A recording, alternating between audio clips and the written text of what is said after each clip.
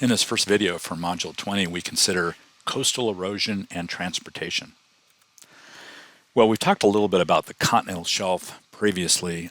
You'll remember that the continental shelf is the extent of the coastline during the Pleistocene, the last ice age, and it extended out farther than it does now. Here you see this is representing Southern California and the continental shelf near Los Angeles. Los Angeles is that coastal area, sort of the center right part of the slide, and you see the continental shelf extending out for a considerable distance out beyond the coastline. One of the really interesting things about the continental shelf is tied to this slide. I like this one because it sort of underscores this idea that, or this preconception that you have to go to a coastline area to find the really big waves, the biggest waves. So I like to say, surfers take note, some of the biggest waves ever ridden are not in Hawaii or Australia. They're from near my home state, and they're off the Southern California coast. The Cortez Bank was once most likely an island off the coast of Southern California. Today, it's a place where where a seamount or a sort of underwater mountain, if you will, comes very close to the surface, within just a meter or so of the surface. And this giant seamount also produces some massive waves. So they're actually boats that leave the LA area and travel out to the Cortez Bank so that surfers can ride these massive waves that are associated with this rise in the continental shelf. Okay, a couple factors or forces in coastal landform development that I wanted to mention. We've talked about these a little bit, some of these already. Long-term changes in water level. So here you see a couple of different, you see in this photograph some uplift that's produced a marine shelf. So if you can imagine this, this location on the little higher ground right here was the coastline at one time, and this marine terrace has pushed upward a little bit, creating a new coastline. Tidal movements are another thing that we see in coastal areas, in particular in high latitude areas where tidal movements are the greatest. It's an up and down movement of water. So here's a low tide and high tide example here. So if you go to places like the Bay of Fundy in Canada or parts of Alaska, you see these very extreme high tides and low tides. Waves, well, we didn't really talk much about waves earlier when we talked about the hydrosphere because waves, really, the most significant thing they do is contribute to erosion, and that's going to be relevant to our conversation here as we talk about coastal areas. So waves are pretty important. We can say that waves are driven by wind. So winds are the principal drivers of waves. We've talked a little bit about currents already, warm currents and cool currents. This is the tip of Africa, and you see a little bit of Madagascar, the island over there, and a warm current that's on that one side of South Africa, the country of South Africa, mixing with the colder water. So currents also play a role. We won't talk quite as much about currents in this unit. Stream outflow is this idea that the beaches that we find in coastal areas are largely created by sand and other materials that are carried by rivers, and those rivers, as they flow out and form deltas, that some of that sand and other materials may be spread out along the coast. We'll talk about some processes that are responsible for that movement of sands sort of up and down or along coastlines. But stream outflow is really responsible for the materials themselves, the sand materials. So we shouldn't underestimate the importance of stream outflow. In some places that have very cold temperatures, ice push can be a factor in coastal landform development. This is particularly true in the Great Lakes. So in the wintertime, as these lakes, some of them, in particular the smaller ones, freeze. Oftentimes, that expansion of water as the water freezes into ice can cause a lot of damage to things like boat ramps and docks and even coastal areas like in this video. Finally, organic secretions contribute to coastal landform development, in particular an animal called coral. So we look at this and think, oh, it looks kind of like a plant, but it's actually an animal that's anchored. Live coral is anchored to dead coral and sometimes to rocks, and the coral that's found in things like fringing reefs and atolls and other things we'll get into a little bit later in this video and the next one, contribute to the formation of coastlines and are very significant. Okay, a little bit about erosion and deposition. So erosion, the removal of material, deposition, where we deposit things, as in the case of beaches. So we'll begin with erosion. So we can kind of take apart coastlines and sort of divide them into two basic zones. The headlands areas that kind of stick out a little bit, as we see in this diagram, those are places where we often see a great deal of erosion. So in the upper image right here, you see this headland kind of sticking out, this little peninsula sticking out, and that's generally a focus for erosion where big waves are coming in, the water's moving a little bit faster, and these bigger waves are coming in, and they're helping to sort of break down those that rock. And then where the water moves more slowly as it begins to as the water level is shallow, somewhat shallow, and the speed at which the waves move is less, we tend to see deposition take place, so the buildup of sand. So sand is pushed into these coves and sheltered areas. So we typically see in these bays, we see or sheltered areas, we see the formation of beaches. So erosion dominating in headlands areas that stick out, and then beaches being found in these places where the speed at which the water is moving as a wave is not as high.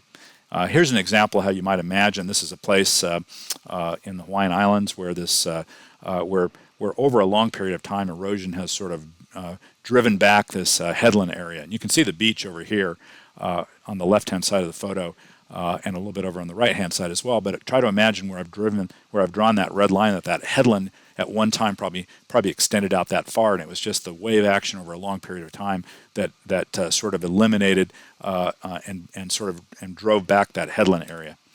Here's another example, sort of kind of over time. Here's a headland area, and imagine as the waves are coming in, we'll look at sort of an animation here of how this thing changes, and there it's being kind of driven back. You leave some rocky outcrops are sort of left behind. We call those sea stacks. If you go along the Oregon coast, you'll see some amazing sea stacks that are really quite beautiful. So sea stacks are a remnant of where the coastline extended to that place, and the coastline continued to be sort of beat back by erosion, and those sea stacks are what remains. And here's some sea stacks called the very famous ones called the 12 Apostles, Victoria in Australia.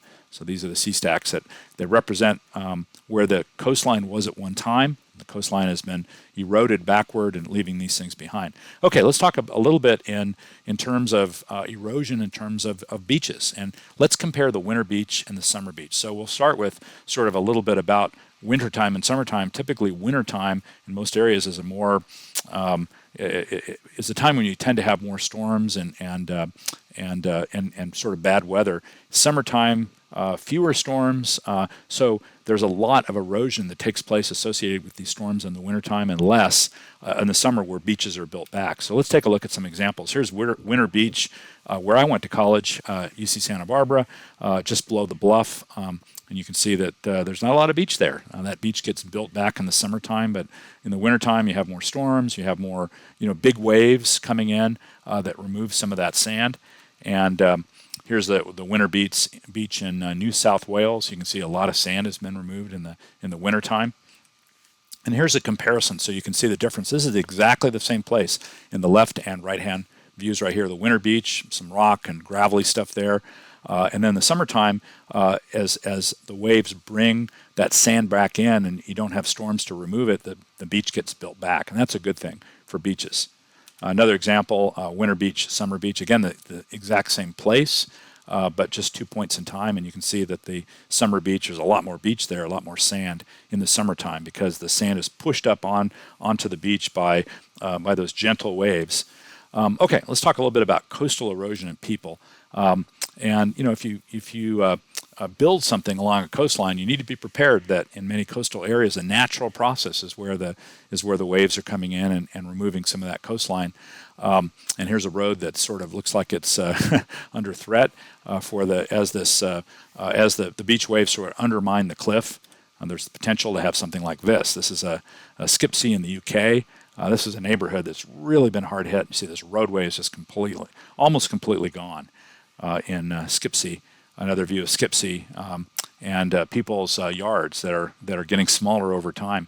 Are there things you can do to sort of mitigate the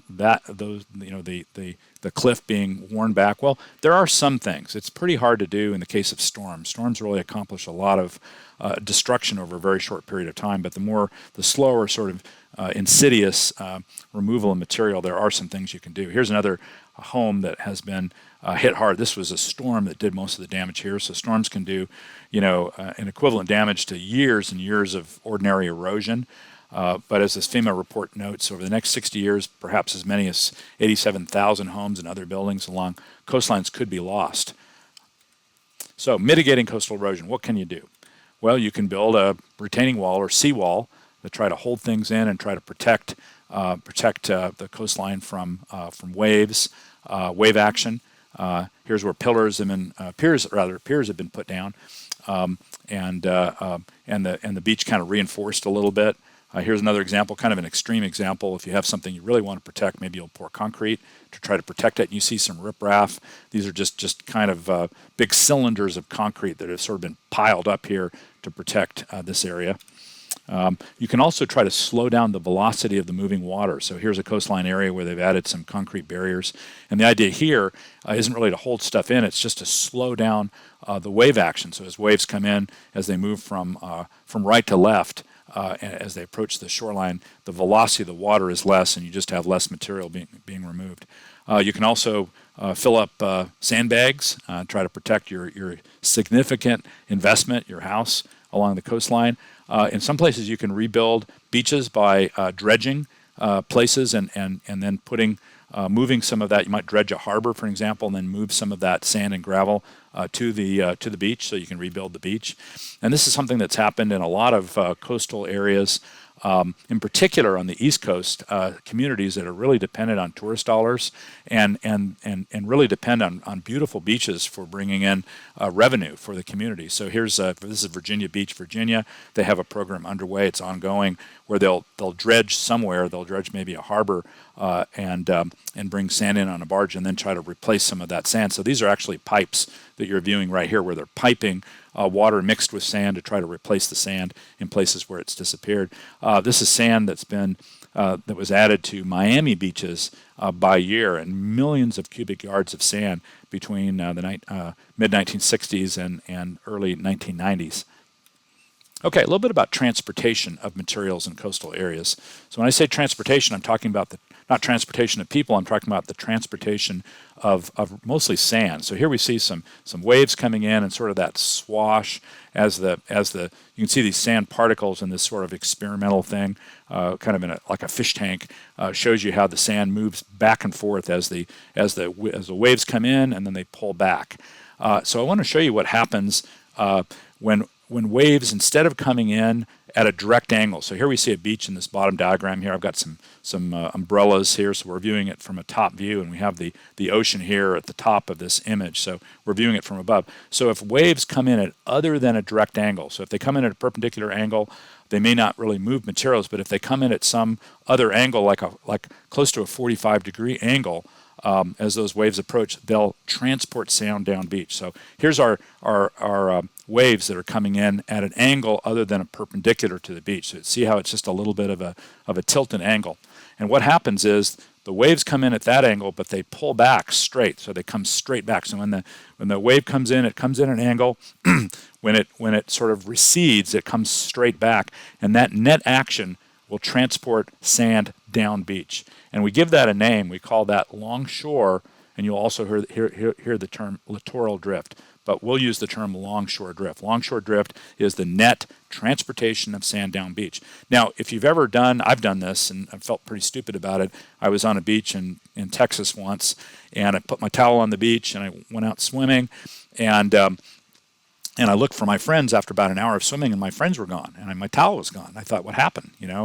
And what I didn't realize was the whole time I was out swimming, I was being carried by this process, this longshore process. It was transporting me down the beach. So I looked, elsewhere on the beach, and I found my towel and my friends. So I was getting carried very, very slowly, parallel to the beach by this process. Here it is again, shown a different way, longshore or littoral drift.